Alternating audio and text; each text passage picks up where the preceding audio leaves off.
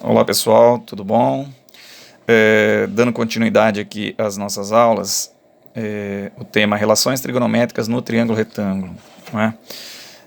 Vou pensar aqui em duas semirretas que estão partindo aqui de um vértice A.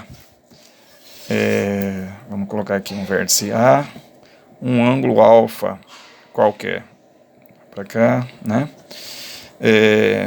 Fazendo um corte perpendicular aqui, onde eu vou conseguir o vértice B e o vértice C, eu tenho um triângulo retângulo. Ângulo alfa, um triângulo ABC. Né? Se eu disser para você que esse triângulo tem 4 num dos catetos e 3 no outro, nós conhecemos esse triângulo. Esse triângulo, por Pitágoras, terá uma hipotenusa 5. Não é mesmo?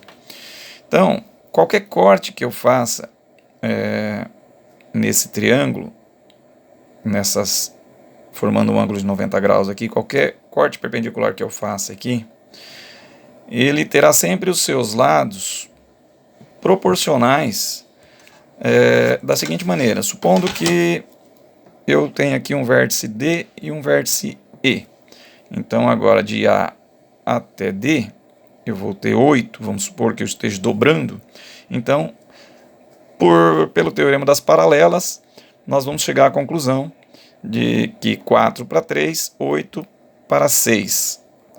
E, automaticamente, nós vamos ter aqui a hipotenusa como seno 10, que a gente pode ter que conferir por Pitágoras, 6, 8, 10. Não é? Então, baseado aí, nós temos dois triângulos retângulos. O triângulo ABC, né? Onde o ângulo alfa está aqui, cateto e cateto, ângulo alfa aqui, então esse é o cateto oposto, e esse aqui será o cateto adjacente. Vale lembrar que se eu estiver falando desse ângulo, esse é o cateto oposto. E aqui é a hipotenusa. No triângulo ABC, o cateto adjacente é 4, o cateto oposto é 3, e a hipotenusa é 5.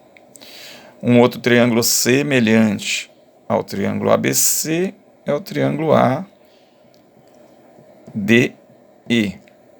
Também o ângulo alfa. O cateto oposto é 6, o cateto adjacente é 8, a hipotenusa é 10. Né?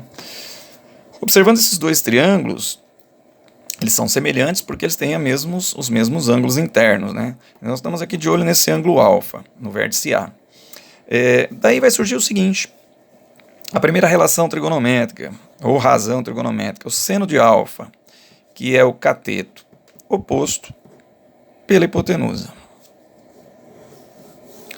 Bom, no primeiro triângulo, se a gente pegar o cateto oposto e dividir pela hipotenusa, nós vamos ter 3 quintos.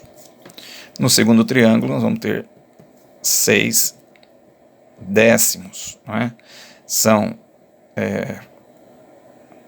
razões equivalentes, frações equivalentes. Isso dá 0,6. Não é? Então, seno de alfa, 0,6. Cosseno alfa, que é o nosso cateto adjacente pela hipotenusa, nós vamos ter aqui 4 quintos no primeiro triângulo e vamos ter 8 décimos no segundo triângulo. 4 quintos e 8 décimos é 0,8. Né?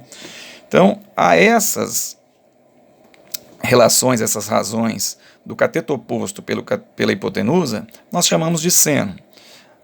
A relação cateto adjacente pela hipotenusa, nós chamamos de cosseno. E a tangente é o cateto oposto pelo cateto adjacente. Ou ainda, o seno pelo cosseno, que a gente vai ver daqui a pouquinho. Então, aqui, cateto oposto pelo cateto adjacente seria 3 quartos, que é uma fração equivalente aos 6 oitavos, ou 0,75. Repare que a tangente também pode ser obtida dividindo o seno de alfa pelo cosseno de alfa. Não é?